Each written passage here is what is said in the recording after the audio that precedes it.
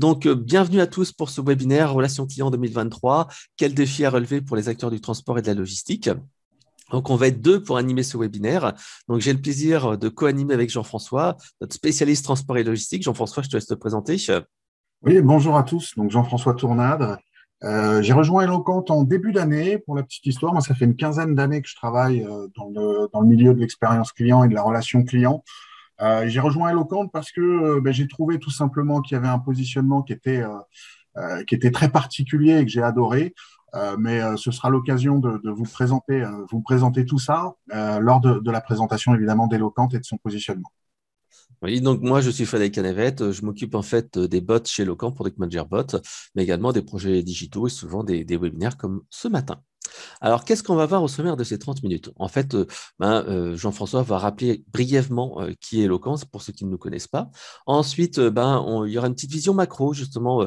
Jean-François, qui connaît bien le secteur, vous dira quels sont les défis que vous connaissez déjà, mais un petit rappel. Ensuite, je vous présenterai l'étude qui a été menée auprès d'une quarantaine de personnes du secteur du transport et de la logistique, transport de personnes et transport, bien sûr, de marchandises.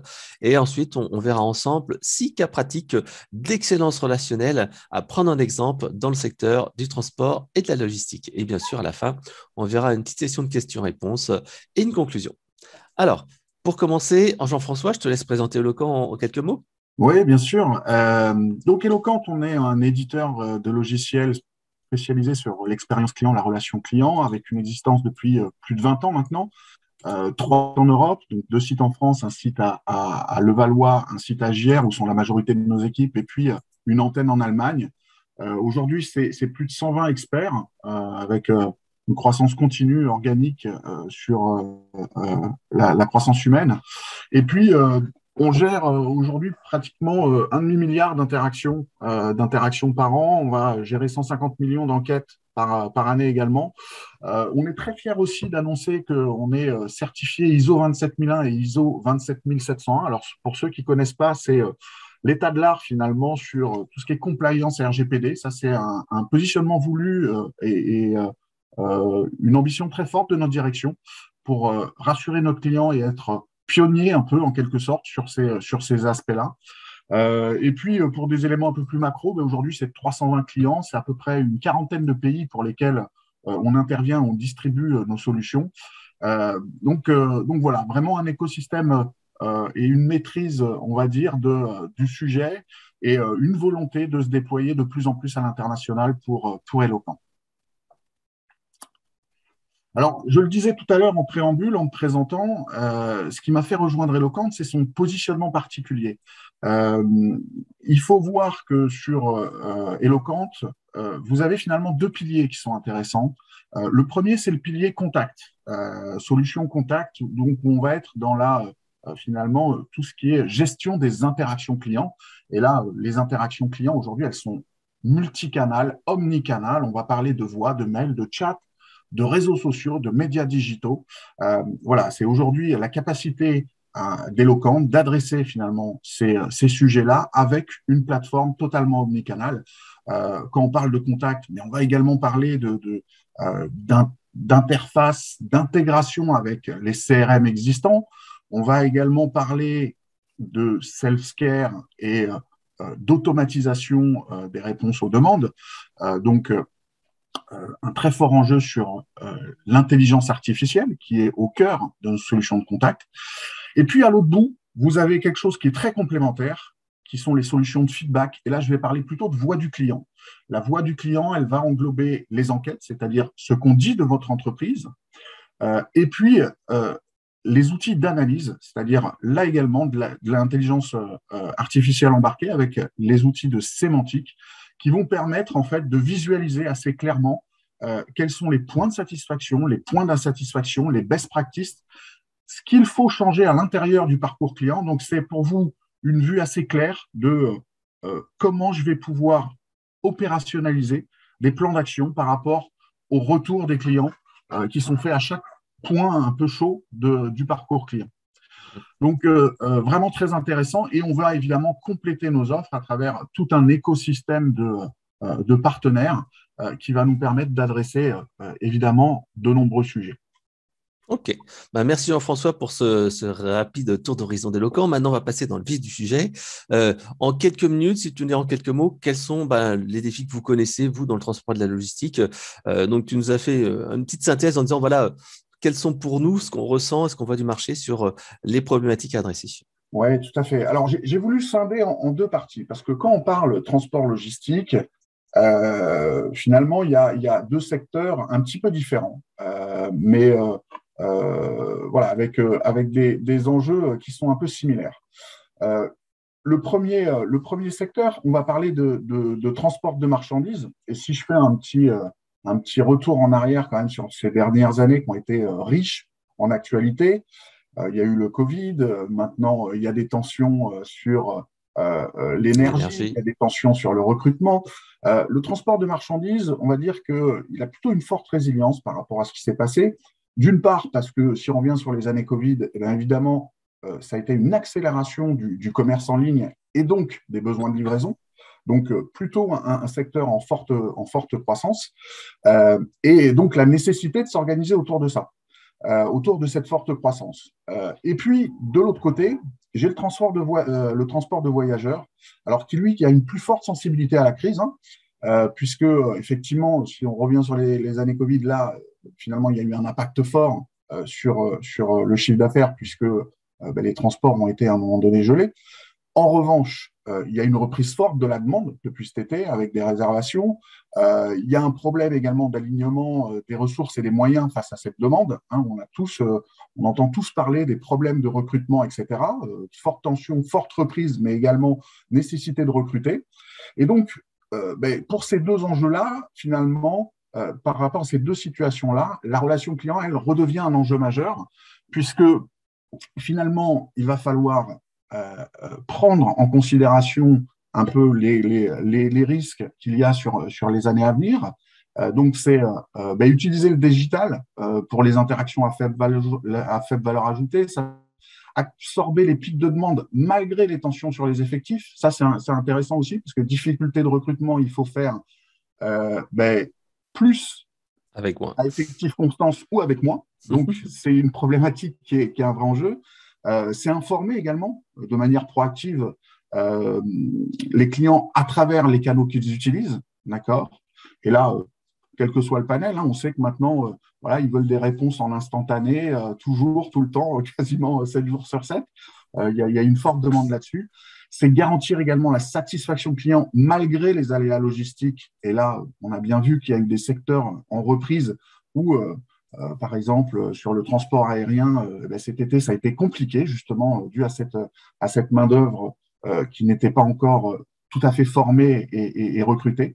Et puis, un enjeu aussi majeur, avec l'augmentation finalement des coûts de l'énergie, ça va être optimiser la rentabilité et maîtriser les coûts. D'accord. Donc, il y a des fortes tensions aujourd'hui sur les prix de l'énergie. Donc, on sait que ça va se répercuter sur le client final, mais en même temps, il faut pouvoir proposer une relation client, une expérience de qualité, mais tout en maîtrisant ses coûts.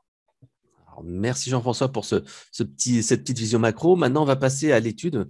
Donc, en fait, pour faire simple, on a interrogé une quarantaine de spécialistes du transport et de la logistique. Grosso modo, on était quand même plus sur 2 tiers de personnes dans le transport de marchandises et 1 tiers de personnes qui étaient plutôt dans le transport de passagers.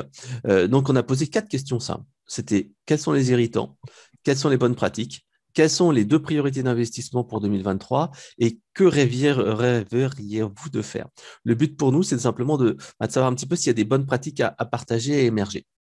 Donc, en fait, j'ai essayé de faire à chaque fois une présentation en 2 parties. D'abord, un constat, donc une analyse de ce que vous nous avez dit. Et la deuxième partie, où je vous ai mis quelques verbatims qui vous permettent justement peut-être d'aller récupérer des idées que vous allez pouvoir mettre en application dans votre entreprise. Alors, tout d'abord, les irritants. Alors, je pense que vous les connaissez. Ce qui est assez intéressant, c'est que les irritants sont vraiment assez universels. C'est-à-dire que la joignabilité, le fait de pouvoir joindre un service client, le temps d'attente, etc., arrive numéro 1. C'est la moitié des répondants qui mettent ça. L'irritant numéro 1, c'est la joignabilité. On sait très bien qu'un client qui attend au téléphone, qui n'arrive pas à avoir une personne, va s'énerver, va monter en pression. Donc, on voit bien que c'est un des irritants majeurs sur lesquels il fait agir. Deuxième chose, tout ce qui est suivi. Retard du colis, retard du voyage, ça, c'était un tiers des répondants.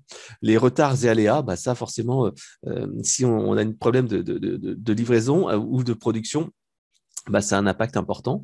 L'autre point qui est assez intéressant après, en fait, on reste plus dans l'aspect, comment dire, vraiment du métier en lui-même, on est plutôt sur la forme. La forme, c'est ne pas tenir les clients informés des problèmes. La partie proactivité, manque d'information, etc. Ensuite, il y a la partie forme des réponses, la personnalisation, l'empathie. Là, encore une fois, on voit bien qu'on n'est plus dans juste donner une réponse, mais s'il n'y a pas que donner la réponse en elle-même. Il y a la forme, il y a tout ce qu'il y a autour. Et ensuite, on retourne sur les informations un petit peu métiers, telles que l'agilité, trouver des solutions alternatives. Là aussi, on voit bien que c'est un petit peu parfois monolithique, on n'a pas la main et on a un colis qui est parti, on a des voyageurs qui attendent sur un quai, on n'a pas la possibilité de faire quelque chose. Dans une moindre mesure, on voit qu'il y a aussi une volonté d'aller améliorer un peu plus tout ce qui est traitement des litiges, le traitement des réclamations, où en fait on voit que certains clients ne reçoivent pas satisfaction ou dans les temps. Et parfois, vous l'avez dit sur l'étude, les gens vont se plaindre sur les réseaux sociaux. Voilà. La qualité des informations fournies, ça aussi, vous nous dites, c'est un problème parce que les clients rentrent mal les informations, ou il n'y a pas des digicodes, etc., etc. La livraison en elle-même, parfois on le verra, ça peut être le livreur qui est un petit peu trop brutal avec les colis et qui a forcément un impact sur la forme du colis. La méconnaissance ou le manque d'expertise des conseillers, ça on le verra, et justement avec un cas client, on vous montrera comment on peut améliorer cette partie expérience grâce à l'analyse sémantique ou l'écoute. Alors, ce qu'il faut retenir, c'est que quand tout va bien, c'est juste normal. Le client, il s'attend juste à recevoir. Quand il y a un problème, par contre, c'est le service client qui est en ligne. Et c'est ce que nous a dit Vianney Leveugle de Geodis. Je vous en parlerai juste après. Il nous dit clairement que la première raison de satisfaction, c'est quand la livraison se passe bien. Et ensuite, c'est le service client. Et quand ça se passe mal, la première raison de satisfaction, c'est le service client. Et le service client est tout le temps numéro un, en fait. Alors, bien entendu, on le verra, il vaut mieux que ça se passe bien et que ça se passe sans couture. La clé étant de tenir le client informé, quelle que soit la forme, le canal, et de miser sur la proactivité. Si on rentre sur les verbatims que vous avez mis, donc j'ai mis en vert tout ce qui concernait la logistique, le transport de marchandises, et ici en bleu tout ce qui était la partie transport de personnes. Donc en fait, voilà, les petits verbatims, vous les connaissez, hein, c'est ne pas avoir quelqu'un au téléphone, ne pas être prévenu, la proactivité, ne pas laisser dans l'attente un client, même sans avec une réponse négative. Si on ne sait pas l'information, le client se dit mais qu'est-ce que vous faites, vous ne me rappelez pas. L'absence de logique dans les réponses formatées, trop de formalisme, pas assez de personnalisation. Les informations de tracking qui manquent, une expérience non personnalisée, un client qui ne sent pas écouté, un manque d'empathie, pas de solution alternative de livraison ou de routage, parcours réclamation fastidieux, les livraisons dans un relais colis alors que la personne a une livraison chez lui, une manipulation brutale, comme je vous le disais, ne pas respecter les demandes des clients parce que c'est pas possible ou c'est pas fait en agence, les problématiques de sous-traités. On voit aussi qu'il y a beaucoup de sous-traitance dans le transport et donc forcément, il n'y a pas la même qualité parce que les gens ont une pression sur le résultat. Donc ça, c'est les irritants. Ce qui est intéressant, par contre, c'est de se faire un focus sur les bonnes pratiques. Parce que les bonnes pratiques, finalement, ce que vous avez remonté dans l'étude est assez intéressant parce que je trouve qu'il y a des choses qu'on peut reprendre très simplement dans l'entreprise. Là, ce qu'on remarque, la première chose, c'est que j'ai vu que autant les irritants étaient partagés par tout le monde et il y avait vraiment un focus sur l'aspect joignabilité, autant sur les bonnes pratiques, déjà, c'était un petit peu plus diffus. Par exemple, tout ce qui est amélioration au niveau des outils de la relation client, je ne parle même pas du CRM, mais les outils de la relation client, chat, solution de centre de contact, c'était véritablement dans les bonnes pratiques qui ressortaient le plus, mais c'était un quart des répondants. La diffusion de la voix du client, en cas de satisfaction, club client, etc., c'est également un quart des répondants. Et après, derrière, on arrive sur des pourcentages un petit peu plus faibles. La communication proactive, l'automatisation, le self-care, les nouveaux services tels que les nouveaux services de suivi qui sont proposés par les transporteurs, la formation des agents, la gestion des réclamations, la mise en place d'un CRM, c'était des choses qui sont remontées, mais moins massivement. On voit bien qu'il n'y a pas une solution pour améliorer l'expérience client et la relation client dans le secteur du transport et de la logistique, mais il y en a plusieurs selon la situation de l'entreprise. Par exemple, dans certaines entreprises, le CRM n'est plus un projet central parce qu'il y a un outil qui est mis en place, ou alors c'est trop compliqué, on le verra tout à l'heure dans la partie rêve. On est plutôt souvent dans une modernisation, dans l'ajout de nouveaux canaux, où il y a vraiment un travail important à jouer là-dessus. La gestion des réclamations et la diffusion de la voix des clients aussi, on voit que c'est des bonnes pratiques qui remontent. Le fait d'avoir une orientation culture client, de faire rentrer la voix du client dans l'entreprise, ça permet de sensibiliser et d'aller faire en sorte que lorsqu'il y a un problème, le client se sent écouté et c'est pas en fait juste, voilà, on ne sait pas ce qu'on peut faire. Et on verra tout à l'heure justement avec Jody, c'est un cas intéressant où on passe d'une mentalité entre guillemets SAV à une mentalité customer centric, centrée sur le client. Donc, la proactivité importante pour réduire l'insatisfaction et l'exaspération et le self-care qui peut être une solution, mais on verra bien que vous le dites que pour les demandes simples. Donc, les bonnes pratiques, déploiement du NPS, les directeurs d'agence s'approprient la réputation de leur agence en local. Ils peuvent agir et animer l'ensemble des collaborateurs autour de leur performance. L'enquête de satisfaction, mise en place de mesures de perception client liées à une réclamation, sondage client régulier, enquête de satisfaction via QR code directement dans les agences, dans les gares, etc., etc. Le déploiement d'un premier outil de relation client, Microsoft CRM, un vrai succès de l'émergence d'une communauté de services clients, centraliser toutes les demandes dans un CRM, mail, appel, etc. On parle de Salesforce, là.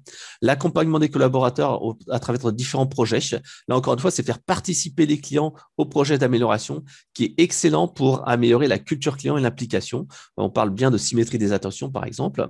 La proactivité, tenir les clients informés même en cas de mauvaises nouvelles. Le tracking mis à disposition. Agir en proactif. Les renforcements du SAV avec des équipes en plus. On verra que ça sera un peu du domaine du rêve. On voit plutôt que ce fameux renforcement avec de nouvelles équipes, ce n'est pas forcément d'actualité. C'est ce que vous nous remontez dans l'étude. On est plutôt à faire, comme disait Jean-François, autant mieux avec autant d'effectifs, voire un petit peu moins. Donc, dans le transport aussi de personnes, aller à la rencontre du client, créer des interactions par le regard, le bonjour. Donc, ça passe par de la formation et la culture client. La mise en place de revues d'activité. On est vraiment dans l'amélioration continue, transparence face aux problèmes, communication via des réunions trimestrielles internes à l'entreprise, des outils de livraison en temps réel. On nous parle des outils d'Amazon, d'UPS, de DPD qu'on reçoit, des multiplications des points de livraison, Amazon, Peak Time, etc., etc. La formation, l'écoute active, la formation des agents, l'écoute directe via un club local, l'utilisation de nouveaux canaux, WhatsApp et le chat. On a vu le chat qui arrivait plusieurs fois. Je vous ai mis que 2 cas ici, mais pas mal de personnes qui nous ont dit le chat a permis de faire une différence parce qu'on discute, c'est du temps réel, etc. Donc, la dimension digitale via les réseaux sociaux également et les bots. Si on parle des priorités pour 2023, j'ai demandé quelles sont les 2 priorités. Et là, en fait, c'est un petit peu en rapport avec ce qu'on a vu précédemment. Ce qui est intéressant, c'est que les gens qui n'ont pas un CRM au niveau du marché, veulent changer de CRM. C'est un point central. Mise à jour ou mise en place d'un CRM pour un quart des répondants, c'est assez énorme parce que autant dans les bonnes pratiques, le CRM n'arrivait pas dans les premiers, autant en fait dans les priorités, les gens qui n'ont pas de CRM veulent le mettre en place. La formation des agents aussi, un quart des répondants, les outils de relation client, ticketing, centre de contact mise à jour, nouveaux canaux, etc. Priorité sur la réactivité, le FCR, First Contact Resolution, l'expérience client et le parcours client qui sont optimisés, les enquêtes de satisfaction et la sémantique. Dans une moindre mesure, le programme culture client, parce qu'on travaille d'abord sur les outils, parce qu'on sait très bien que si on travaille ici, on aura des résultats rapides, tandis que la culture client, on sait très bien que ça va durer plusieurs mois, plusieurs années. Les nouveaux canaux également, SMS, réseaux sociaux, l'omnicanal, la data, les données initiales et tout ce qui est RSE, tracking, etc., etc. Ça, ce sont des choses qui sont assez intéressantes. Le recrutement, la qualité des réseaux, la personnalisation des échanges. Bref, on peut voir que les entreprises qui n'ont pas un CRM modèle s'équipent. Les autres sont plutôt à la recherche d'outils qui vont de manière opérationnelle et rapide améliorer cette expérience client et ce parcours client. Et on voit que les outils métiers, assez bizarrement, ne sont pas au cœur des priorités parce qu'on peut se dire qu'il y a déjà l'essentiel qui est mis en place et donc on n'arrive pas à trouver des choses pour aller beaucoup plus loin sur les livraisons alternatives comme on le fallait précédemment. Les verbatims, on voit bien ici, j'ai bien aimé ce premier verbatim qui est lancer la culture client, sensibilisation, formation, car l'expérience client sans culture client, c'est comme avoir une Ferrari en laissant le frein à main, avec une citation de Daniel Ray que je trouve excellente et je vous recommande d'ailleurs son livre Culture client. D'ailleurs, on aura son compère Guillaume Antonietti qui participera à notre CX Summit là, le 24 novembre prochain, qui nous expliquera justement les clés pour livrer et mettre en place une culture client. Faire diagnostic du système de téléphonie, améliorer la réponse des clients, le ticketing, développer un CRM, référentiel unique, plateforme unique, formation des équipes, FCR, réduction de l'effort client. Ça, on l'a vu, réduire l'effort client, c'est vraiment essentiel. Après, on voit sur des choses un peu plus métiers, la sonorisation en gare, la billetterie humaine, la mise en place d'un dispositif voix du client, etc., etc. Si je finis sur les rêves, parce que là, on a vu les priorités, on voit sur les rêves sont peu nombreux, puisqu'en fait, il y a très peu de gens, finalement, il y a à peine les 20% des gens qui m'ont dit, voilà mon rêve. Finalement, est-ce que vous êtes fataliste? Est-ce qu'on se dit que finalement, on ne peut pas faire grand-chose, on est déjà arrivé au top? C'est de manière assez étonnante. Il y a eu assez peu de rêves, à part de se dire, tiens, je voudrais un CRM 360 où on met tout à jour, plus d'humains et moins de robots. Là aussi, c'est remonté assez souvent. Donner les moyens aux collaborateurs de faire leur travail avec les bons outils, simplifier les process, en particulier dans les grandes entreprises. Et à l'inverse, certaines personnes disent non, il faut automatiser parce que le client veut de la réactivité, être plus customer-centric. Voilà. Si je vous mets quelques verbatims, je vous laisserai les découvrir, mais avoir un conseiller client qui suit un client de A à Z, mettre des collaborateurs en situation de performer, simplifier les process, avoir un contact direct avec les agences, invitation des clients dans les agences, on parle toujours de ce fameux club client, un CRM évolué, avoir un référentiel client unique, un CRM plus performant, augmenter l'expertise des conseillers, limiter l'usage du bot à des cas simples, un clic et renvoi un humain si une incompréhension, ajouter de l'humain à la relation client, etc., etc. Bref, je vous laisserai découvrir ça, mais vous verrez qu'il y a une volonté à la fois d'automatiser, mais également de remettre l'humain au centre. Et ça, c'est assez intéressant puisque dans les cas pratiques qu'on vous a prévus, et bien justement, c'est un des sujets centraux. Alors, les cas pratiques, on vous a prévu 6. Donc, il nous reste encore un petit peu de temps. Donc, on va essayer de ne pas trop déborder, une dizaine de minutes qu'on a ensemble. Donc, le cas pratique numéro 1, c'est un cas que j'aime vraiment beaucoup. Donc, c'est Geodis. Geodis, en fait, j'ai eu l'occasion 2 fois d'animer une table ronde avec Vianney Leveugle, donc le directeur commercial, service client et marketing de Geodis. Et c'est vrai que vous pourrez regarder ici, je vous renvoie sur les 2 conférences. Donc, une conférence qui a été qu'on a animée ensemble il y a 3 ans de cela, sur la mise en place initiale du programme culture client au sens large chez Geodis, et ensuite le bilan 3 ans après. C'est vraiment passionnant parce que Vianney nous a vraiment présenté de manière tout à fait transparente des indicateurs clés avec des évolutions du NPS, leurs priorités, etc., où ils nous ont bien expliqué que leur but à eux, c'était de passer d'une culture SAV, où tout simplement, on répondait aux clients, etc., à une culture client. Et c'est vrai que quand ils mettaient en place ce programme de culture client, les clients qui les appelaient au téléphone disaient « Ah, vous êtes passé à ce programme culture client, vous aussi », parce que ça s'entendait dans la voix, dans l'implication des collaborateurs. Donc, ils sont passés par ce programme-là avec une analyse avec 7 points de contact clés et tout simplement des 3-4 points majeurs à étudier. Les résultats sont vraiment impressionnants puisqu'ils ont eu un NPS en hausse, un classement élu sur les services clients de l'année qui était en super croissance et des équipes surmotivées. Je vous laisserai bien sûr regarder la vidéo, mais ce qui est intéressant, c'est que Geodis a identifié 7 points de contact, le site web, la force de vente, le portail, les livreurs, la relation client, la facture et les agences. Et en fait, ils ont dit à chaque fois, sur ces différents points-là, on va agir. Sur le service relation client, qu'est-ce qu'ils ont fait? Ils ont agi de plusieurs manières. Ils ont mis en place une solution de centre de contact éloquent qui leur permet en fait de suivre avec des indicateurs. Ils ont équipé les personnes en agence de cette solution de centre de contact avec des bureaux, avec du matériel téléphonique, avec des écrans sur les indicateurs. Les gens sont passés des quais de livraison à un bureau spécifique avec donc du matériel qui leur permet de faire mieux leur travail, des enquêtes de satisfaction systématiques sur les clients. Ce qui est intéressant, c'est que donc ils ont travaillé sur un programme hyper complet que je vous invite à regarder. Donc au début, ils ont fait une formation plénière de 2 jours sur place. Donc vraiment mettre les personnes dans un moment où ils vont se dire, ouais, il y a quelque chose qui a changé, c'est pas que du discours, c'est de la réalité. Ils ont mis en place un serious game pour leur apprendre après à maîtriser tout ce qu'ils ont appris pendant ces 2 jours, une formation d'orthographe pour tout ce qui était l'écrit, l'accompagnement managérial avec de la routine d'écoute, etc., etc. Ils ont réorganisé les services, comme je le disais, renforcé le rôle des managers, améliorer les conditions de travail, comme je le disais, avec le matériel, avec la salle, avec etc., etc. Une meilleure distribution des appels, l'analyse, la mesure de la satisfaction client systématique. Voilà, les 3 points avec organisation, formation. Des routines managériales, tout simplement, c'est de l'écoute, c'est des remontées, c'est un comparatif entre ces différentes régions sur les performances de différentes régions. Donc, vraiment quelque chose de très intéressant. Mais également, ce que disait Vianney, et je vous invite vraiment à regarder sa vidéo, c'est à la fin, il indique bien que pour réussir une excellence opérationnelle, il faut combiner digital et humain. Et là, en fait, il mettait en avant l'application qui permet en fait de suivre en fait la livraison du chauffeur avec la possibilité en fait pour le chauffeur d'appeler directement le client pour dire tiens j'arrive à telle heure etc etc et ça c'est vraiment intéressant dans les bonnes pratiques aussi chez Geodis c'est vrai que l'analyse sémantique des verbatim clients a permis par exemple d'identifier qu'il y avait des effets waouh le fait par exemple pour le chauffeur d'aller prendre le colis et le monter à l'étage, mal qu'il soit lourd, c'était des choses qui arrivaient peu souvent, mais qui remontaient comme des effets waouh dans les enquêtes. Et c'est vrai que grâce à ça, en fait, Geodis a proposé après un service payant de monter à l'étage qui est proposé à ses clients transporteurs. Alors Jean-François, je te laisse peut-être parler du cas pratique numéro 2. Ah, tu es en mute. Merci de m'avoir signalé.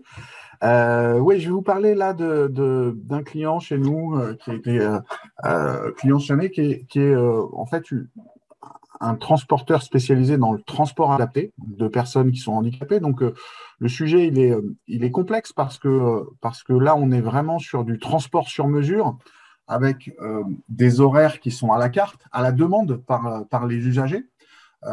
Et puis, évidemment, l'aspect relation client, expérience client ici est très forte, puisque on a vraiment pas le droit de se louper sur ce genre de transport. Ça peut avoir des conséquences dramatiques. C'est-à-dire que si je vais chercher quelqu'un, je l'amène et que j'oublie de le ramener chez lui, il y a quand même un problème majeur. Donc voilà. Donc là, on est face à une entreprise en fait qui a repris une activité de transport adapté. Et sur une région, sur l'Oise. Donc, l'enjeu pour eux, c'était reprise d'activité. Donc, il faut reprendre, effectivement, toute la logistique, c'est une chose, mais également reprendre le service client, c'est-à-dire comment je vais communiquer finalement avec l'ensemble des usagers. Et donc, la période était très courte, c'est-à-dire la reprise a été très courte, donc il a fallu former les conseillers à la solution de centre de contact, aux nouveaux outils informatiques, déployer évidemment cette solution, et puis pour eux avoir les outils de pilotage qui permettent de savoir aussi effectivement quels sont les indicateurs de SLA, quels sont les indicateurs de qualité de service envers les appelants. Donc voilà, fort enjeu parce que déploiement sur une période très courte. Donc, ce qu'on a mis en place, c'est la solution de centre de contact avec l'accueil vocal. C'est une distribution intelligente des appels en fonction des typologies de demande. C'est une vue 360 avec une intégration avec leurs outils CRM. Et puis, des systèmes de callback sur le site Internet, vraiment pour que ce soit fluide, qu'on ait à la fois système téléphonie, mais un parcours client web qui soit fluide. Et puis, tous les outils de supervision temps réel et de reporting qui permettent de s'assurer que l'on ne rate pas les appels et on comprend bien en compte finalement l'ensemble des demandes qui ont été émises par les usagers. Donc voilà aujourd'hui ce qui a été mis en place au sein de ces structures qui maintenant fonctionnent depuis 3 ou 4 mois et qui sont finalement très contents justement d'avoir pu mettre en place si rapidement les solutions à destination des usagers. Merci Jean-François pour ce cas client. On va passer au cas pratique numéro 3. Alors, donc, c'est un cas pratique dans le domaine du transport, mais là, on est plutôt sur la gestion des usagers avec Vinci Autoroute, Ulysse. Donc, en fait, là, encore une fois, j'ai eu le plaisir de co-animer un webinaire, une conférence live avec Julie Wosinski d'Ulysse Vinci Autoroute. Et donc, en fait, leur objectif et leur problématique chez eux, c'est qu'en fait, durant les périodes estivales, il y a des pics de demande, tout le monde part en vacances et les autoroutes, en fait, sont très chargées. Donc, en fait, ils sont obligés de faire appel à des intérimaires et à des prestataires externes pour renforcer les équipes du service client. Le problème, en fait, c'est que durant ces périodes-là, au début, en fait, les gens ne connaissent pas très bien tous les systèmes, tous les types de clients, toutes les réponses. Et donc, il constatait une augmentation de l'insatisfaction, grosso modo, de 6 points durant cette période estivale. Et c'était un petit peu long le temps de coacher les équipes, savoir qui fallait aider sur quel sujet, etc., etc. Et ce qu'ils ont fait, c'est qu'en fait, tout simplement, ils ont mis en place un dispositif de feedback client. Donc, toute l'année, 120 000 enquêtes répondues par an, 40 000 verbatim collectés. Et ils ont fait en fait une analyse sémantique à la fois des enquêtes de satisfaction, à la fois des chats sur le site Internet, à la fois des scans, des papiers scannés. Et en fait, ça permet d'identifier, donc, Lors des pics estivaux, les agents où il y a une insatisfaction, le client n'est pas content, ou alors des identifications des qualifications mal faites au niveau du centre de contact. Les gens disaient voilà, c'est du autre, alors que ça peut être un sujet particulier. Avec ce travail-là, ils ont réussi donc à coacher les équipes et désormais, on est arrivé à une analyse quasiment temps réel. Là, pour l'instant, ils sont une analyse hebdomadaire. Donc, d'une semaine à l'autre, ils sont capables en fait d'aller identifier les agents qu'il faut coacher sur ces sujets. Est-ce que c'est des sujets d'abonnement? Est-ce que c'est des sujets de paiement, etc., etc. Et ils ont comme ça réduit par 2 l'insatisfaction. Au lieu d'avoir une insatisfaction qui a augmenté de 6 points, c'est une insatisfaction qui a augmenté seulement de 3 points. Et l'année prochaine, ça devrait encore s'améliorer, puisque là, ils sont sur une vision à la semaine et ils vont passer à une vision à la journée, donc être capable d'identifier les conseillers qui ne font pas tout à fait correctement leur travail, en particulier, comme je disais, les intérimaires. En même temps, cet outil-là, cette analyse sémantique des différents outils permettent de générer du business. Parce que tout simplement, ils sont capables d'aller identifier lorsque, par exemple, une personne envoie un courrier en disant « Je résilie mon abonnement à Ulysse » parce que j'ai pris ma retraite, ils sont capables comme ça d'aller scanner, identifier que c'est prise de retraite, j'ai plus mon activité de commercial et j'ai plus besoin de mon badge, et faire du rebond commercial en disant hey, d'accord, vous n'avez plus besoin de votre abonnement en tant que commercial, mais vous savez qu'en tant que particulier, pour X euros par mois, vous pouvez avoir toujours un badge, mais à titre particulier, et ça peut vous servir pour partir en vacances, quand vous faites un truc, etc., etc. Donc ça fait du rebond commercial et donc une génération de business.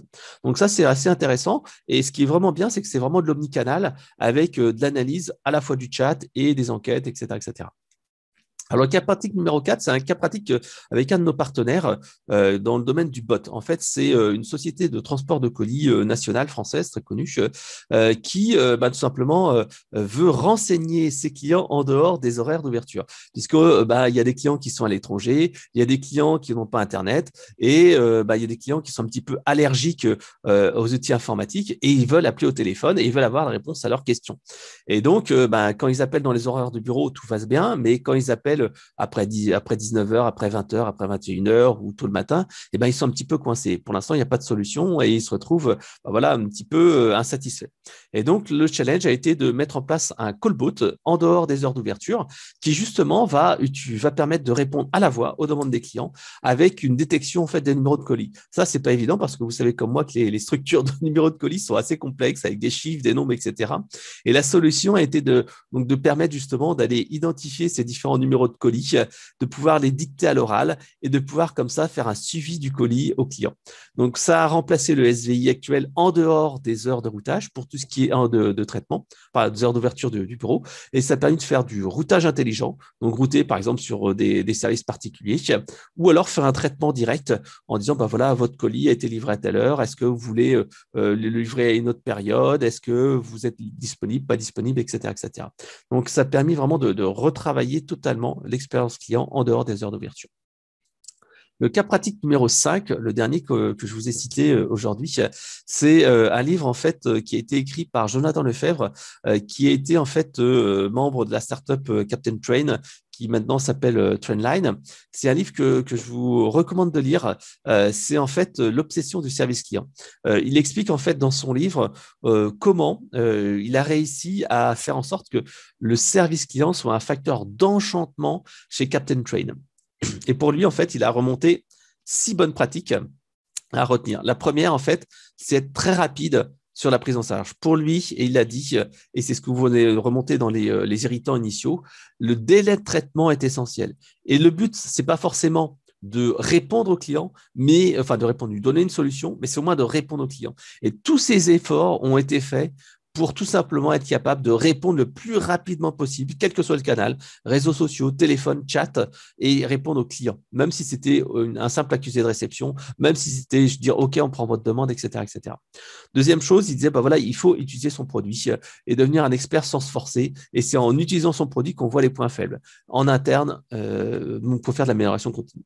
Troisième point, faire du client la préoccupation des salariés, pas juste du service client, diffuser la culture client, prendre le temps de résoudre les problèmes à la source et d'améliorer son produit. Et je vous ai mis ici son petit graphique où il expliquait que voilà, ici, on a une hausse des inscrits à Trendline.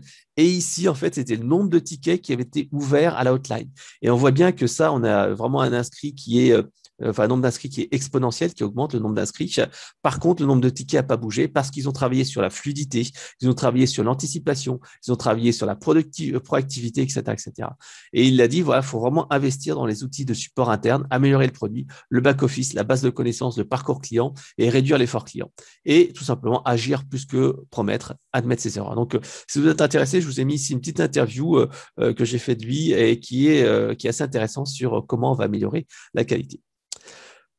On avait dit qu'on essaierait de tenir une demi-heure. On a dépassé déjà de 5 petites minutes. Ce qui était intéressant de savoir et ce qu'il faut retenir, c'est que l'excellence opérationnelle reste la base. Il faut promettre et livrer ce qu'on a promis au client. Hein. La meilleure expérience client, c'est quand tout va bien. Le meilleur appel au service client, c'est celui qui est évité. Donc, l'excellence opérationnelle prime avant tout. Mais quand il y a des problèmes, à ce moment-là, tout simplement, c'est le service client qui est en première ligne. Les clients ont de nouvelles exigences qui sont de plus en plus importantes et il ne faut pas hésiter à faire du benchmarking parce qu'en fait, les clients ne vous comparent plus par rapport à vos concurrents, mais ils vous comparent par rapport aux meilleurs de la classe. Ça peut être des Maïf, des Amazon, etc., etc. Parce que tout simplement, c'est le service qu'ils trouvent le plus excellent. Ils se disent, mais pourquoi moi, je n'aurais pas le même niveau? Pourquoi vous ne faites pas comme eux? On voit ici que le digital doit enrichir et améliorer la relation client. Et pas l'inverse, il ne faut pas tout digitaliser parce qu'autrement, en fait, on perd cet aspect humain et on rebaptise et on voit des clients qui sont bloqués. C'est pour ça que nous, quand on fait un chatbot ou un callbot, on insiste fortement sur le fait que dès que le client est bloqué, il faut passer à un agent. Par exemple, quand on fait un callbot là, pour Enedis, tout simplement, on sait qu'il y a que dès qu'il y a 2 fois des incompréhensions sur une intention, sur un code postal, sur quoi que ce soit, il faut passer sur un agent parce que ça permet comme ça de rattraper l'expérience client et de faire en sorte que le client ne soit pas bloqué dans un coin et coincé dans un bot. Voilà. Lors des moments de vérité, le service client réactif est une des clés. Le plan d'action, il est simple. Hein. Ce qu'on vous invite à faire, c'est d'ici un mois, faire un benchmark, en fait, tout simplement des best practices du secteur. On vous a donné quelques-unes lors de l'étude qu'on a mis ensemble en place. Identifier les quick wins que vous pouvez mettre en place dans l'entreprise. Lancez une enquête auprès de vos clients sur les irritants et les effets waouh. D'ici 3 mois, complétez votre dispositif d'écoute, à la fois pour rattraper les problèmes, pour diffuser la voix du client, mais également pour trouver des idées. Définir des points d'optimisation client et créer un effet waouh, tout simplement. Définir des SLA communiqués en interne, puisqu'avec ces SLA, on se dit, tiens, on essaie de répondre dans tel délai, tel truc. La rapidité est essentielle. Et d'ici 9 mois, diffuser la voix du client dans toute l'entreprise et diffuser la culture client. Automatiser les tâches à faible valeur ajoutée avec un callbot, un chatbot, des formulaires et redéfinir les canaux de communication prioritaires. On a parlé de l'importance du chat dans cet effet waouh qui est de plus en plus demandé. Voilà, donc on a essayé de tenir le timing. Merci à tous pour votre attention.